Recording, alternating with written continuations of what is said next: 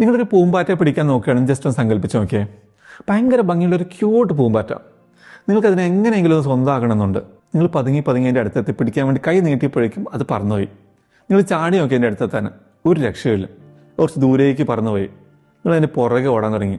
പക്ഷേ നിങ്ങൾ എത്രത്തോളം വേഗത്തിൽ ഓടുന്നു അത്രത്തോളം സ്പീഡിൽ ആ പൂമ്പാറ്റ നിങ്ങളിന്ന് ദൂരേക്ക് പറന്നു പോകും. നിങ്ങളാകെ ടയർഡായി, ഭയങ്കരമായിട്ട് നിരാശനായി. നിങ്ങൾ അതിന് മുന്നിൽ നിന്ന് കെഞ്ചാൻ തുടങ്ങി. പ്ലീസ് ഒന്ന് നിൽക്ക്, ഉപദ്രവിക്കാമെന്നല്ല, എനിക്കിതിനെ അത്രയ്ക്ക് ഇഷ്ടമായതുകൊണ്ടാണ് എന്ന്.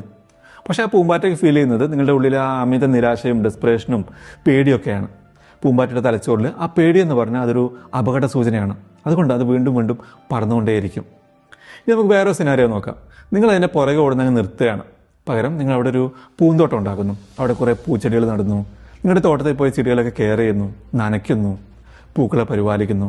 നിങ്ങളുടെ ചുറ്റുമുള്ള കാര്യങ്ങൾ ഭംഗിയാക്കാൻ നിങ്ങൾ ശ്രദ്ധ കൊടുക്കുന്നു. അപ്പോഴാണ് ഒരു മാജിക് സംഭവിക്കുന്നത്. ആ പൂമ്പാറ്റ തിരിച്ചു വരും. അത് നിങ്ങളുടെ മനോഹരമായ തോട്ടം കാണും.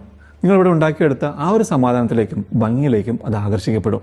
എന്നിട്ടത് പതിയെ വന്ന് നിങ്ങളുടെ തൊട്ടടുത്ത് വന്നിരിക്കും, കയ്യിൽ വന്നിരിക്കും. അത് വന്നിരിക്കുന്നത് നിങ്ങളതിനെ കഷ്ടപ്പെട്ട് പിടിച്ചുകൊണ്ടൊന്നുമല്ല, പകരം നിങ്ങൾക്കതിനെ ആകർഷിക്കാനുള്ള വല്ലാത്തൊരു വശ്യത ഉണ്ടായതുകൊണ്ടാണ്. അത് നിങ്ങൾ ഉണ്ടാക്കിയെടുത്തുകൊണ്ടാണ്. ഇതാണ് ക്വയറ്റ് കോൺഫിഡൻസ്.